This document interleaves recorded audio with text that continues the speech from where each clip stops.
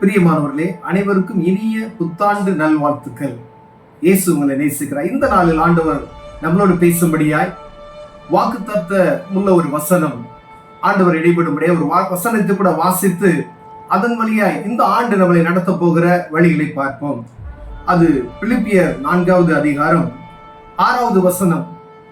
நீங்கள் ஒன்றுக்கும் கவலைப்படாமல் எல்லாவற்றையும் குறித்து உங்கள் விண்ணப்பங்களை ஸ்தோத்திரத்தோட கூடிய ஜெபத்தினாலும் வேண்டுதலினாலும் தேவனுக்கு தெரியப்படுத்துங்கள்.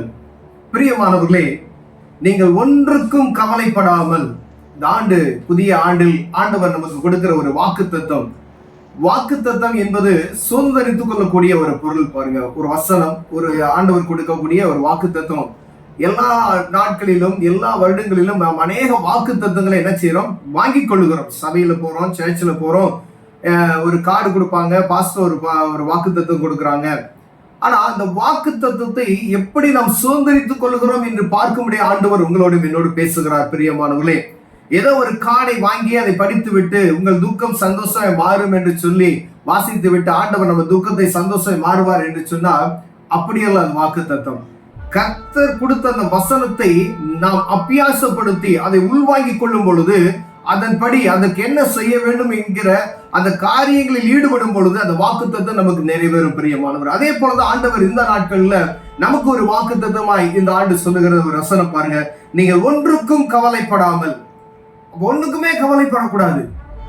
அப்ப என்ன செய்யணும் பாருங்க, எல்லாவற்றையும் குறித்து என்ன தேவையோ, என்ன பிரச்சனையோ, என்ன வியாதியோ, ஏதோ ஒரு சமாதானமற்ற சூழ்நிலையோ, என்ன காரியமாக இருந்தாலும் சரி, அந்த காரியங்களை பாருங்க, எல்லாவற்றையும் குறித்து உங்கள் விண்ணப்பங்களை, உங்க ஜெபத்தை, விண்ணப்பத்தை ஸ்தோத்திரத்தோட கூடிய, நீ என்ன காரியம் வேணாலும் ஆண்டவரை ஜெபம் பண்ணுங்க.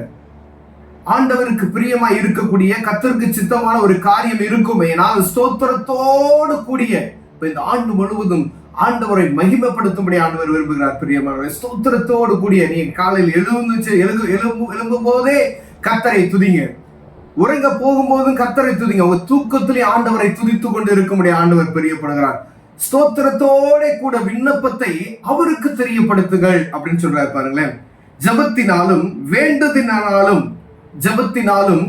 வேண்டுதலினாலும் ஸ்தோத்திரத்தோட கூடிய விண்ணப்பத்தை ஜெபத்தினாலும் வேண்டுதலினாலும். ஐயா, ஜெபம் வேறா, அப்ப வேண்டுதல் வேறா? பாருங்க, நல்ல போராட்டமான ஒரு காரியம் வேண்டுதல். ஏதோ ஒரு காரியம் நம்ம சொல்லுவோம் பாத்தீங்களா, இந்த காரியத்துக்கான ஆண்டவர் நான் ஒரு வேண்டுதல் பண்ணியிருக்கேன்னு சொல்லுவாங்க பாத்தீங்களா. அந்த மாதிரி என்ன காரியமோ ஆண்டவர் சமூகத்துக்கு போங்க, முறையிடுங்க, ஜெபத்தோடு கூடிய அந்த வேண்டுதலை தெரியப்படுத்துங்க, தேவனுக்கு தெரியப்படுத்துங்க. அப்பொழுது எல்லா புத்திக்கு மேலான தேவ சமாதானம் உங்கள் இருதயங்களை நிரப்பும் என்று சொல்லப்படுகிறது. பிரியமானது, பாருங்க, ஆண்டவர் கொடுத்திருந்த வாக்கு தத்துவம் பாருங்க, அருமையான வாக்கு தத்துவம். இந்த வாக்கு தத்துவம் மாத்திரம் அல்ல, ஆண்டவர் ஒவ்வொருவருக்கும் கொடுக்கக்கூடிய ஒரு வாக்கு தத்துவம். அந்த வாக்கு தத்துவத்தை நீங்கள் எப்படி சுதந்திரித்துக் கொள்ள வேண்டும், அந்த வாக்கு தத்துவத்தை வைத்து ஜபிக்க வேண்டும். முதல்ல ஒருவேளை 1ஆம் தேதி இரவு 12 மணி அந்த வாக்கு தத்துவத்தை நம்ம பெற்று உள்ள வைக்கிற பைபிள்ல வைக்கிறோம். பைபிள் வாசிக்கும் பொழுது அந்த வாக்கு தத்துவத்தை வாசிக்கிறோம். ஆனால் இருதயத்துல அது என்ன செய்யறது இல்ல, உணர்கிறது கிடையாது.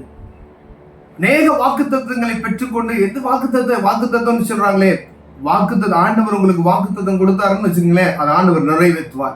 அப்படின்னு ஏதோ கடமைக்காக ஒரு காடை எடுக்கிறது அது வாக்கு தத்துவம் கிடையாது.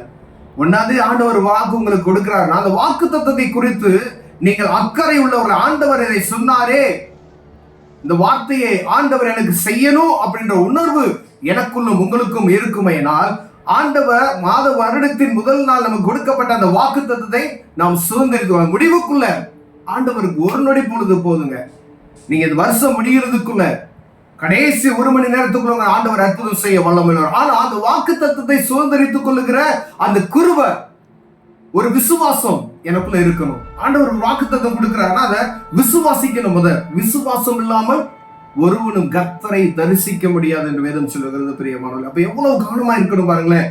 வாக்குத்தத்தம் வாங்குறது பெருசு இல்ல, அது விசுவாசத்தோடு அதை ஆண்டவர் சமூகத்திலிருந்து பெற்றுக்கொள்ளணும். பாருங்களேன், ஒவ்வொரு வேதத்துல காணப்படுகிற ஒவ்வொரு பாத்திரங்களும் ஆசீர்வதிக்கப்பட்டவர்கள். அவர்கள் விசுவாசத்தினாலே எல்லாத்தையும் கடந்து வந்தவர்கள். பாருங்க, செங்கடல் விசுவாசத்தினாலே இரண்டாக பிளந்தது. எரிகோ பாருங்க தகர்ந்தது விசுவாசத்தினாலே, யோர்தான் பின்னோக்கி ஓடினது விசுவாசத்தினாலே.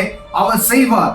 அவங்க பார்த்த பார்வை மேலோக்கி, அவரை பார்த்தவ ஒரு நாள் வெக்கப்பட்டு போனதே கிடையாது. பிரியமான ஆண்டவர் இந்த நாள் நமக்கு கொடுக்கிற இந்த வார்த்தை அதுதான் பாருங்களேன். எல்லா வித விண்ணப்பத்தையும், ஸ்தோத்திரத்தோடு கூடிய விண்ணப்பத்தை அவருக்கு தெரியப்படுத்துங்கள், இயேசுவுக்கு தெரியப்படுத்துங்கள். அவர் எல்லாவற்றையும் உங்களுக்கு என்ன செய்வாரா? சமாதானமாய் விடுத்துக் கொடுப்பார். பிரியமானவர்களே, இந்த ஆண்டு ஆண்டவர் உங்களையும் எல்லாரையும் ஆசீர்வதிக்கும்படியாய் கண்களை படிச்சு வம்சம். அன்பின் தகப்பனே, இந்த புதிய ஆண்டில எங்களுக்கு கொடுத்த அந்த வாக்கு தத்துவத்துக்காக ஸ்தோத்திரம் ஆண்டவரே. இந்த வாக்கு தத்துவங்களை நாங்கள் சுதந்திரித்துக் கொள்ள விசுவாசத்தை வர்த்திக்க செய்வீராக. ஒவ்வொரு நாளும் ஸ்தோத்திரத்தோடு கூடிய அந்த ஜெபத்தையும் வேண்டுதலை உங்களுக்கு தெரியப்படுத்த கிருபை பாராட்டுங்க. இயேசுவின் நாமத்தில் பிதாவே, ஆமென், ஆமென்.